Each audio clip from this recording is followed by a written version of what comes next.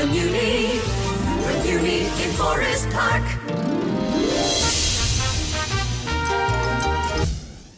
Does anybody have any questions they want? We got one right here. Love you. When did you start preparing? The question is, when did you start preparing for this? When was I offered the job? In March. I think it was March. Yeah. March. Right. Now, Yeah. the director, John, and I were having conversations in the fall. So we go into, the general process is, we'll finish mid-August, and basically by the end of that, I've got to have some sense of where we're going, and I'm having quiet director, choreographer conversations. We announce in October, and then October through basically January is all, who are the teams, what are the shows, what are we doing? And then the music director comes on board and begins working on it.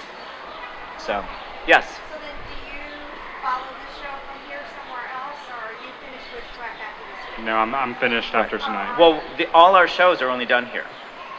We create just for the Muny, and it's 7 days, and like Brigadoon, it's gone. You know, it's a very interesting. I mean, first of all, there's no other theater in the world that does this in this manner on this scale, and it adds a certain intensity. Doesn't quite get the word, but right now the whole cast who's coming in for Shrek, this is the last night, and they have literally given their hearts and souls for 2.5, 3 weeks, and they treasure this.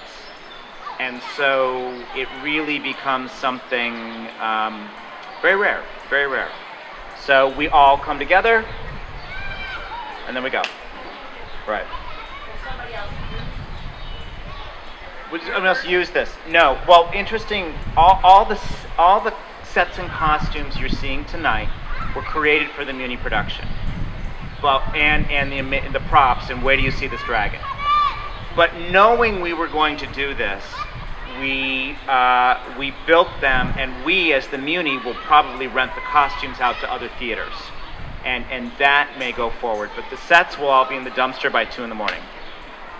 Well, not really, because they're used in nonsense, which is really funny. That's a whole other thing. Yes.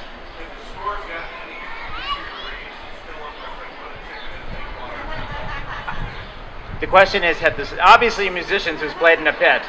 The question is, are the scores easier to read or look like a mess?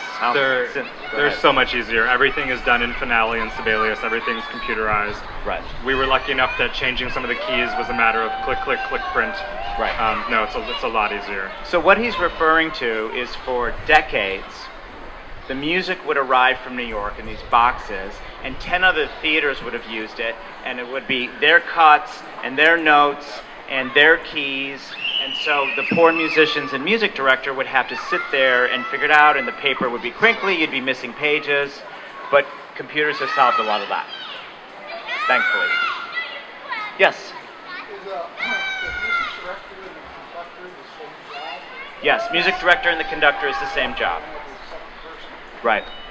Now, you do have a slot on Broadway called the music supervisor. Yeah, Why don't you talk about that? In New York, it could be a little different.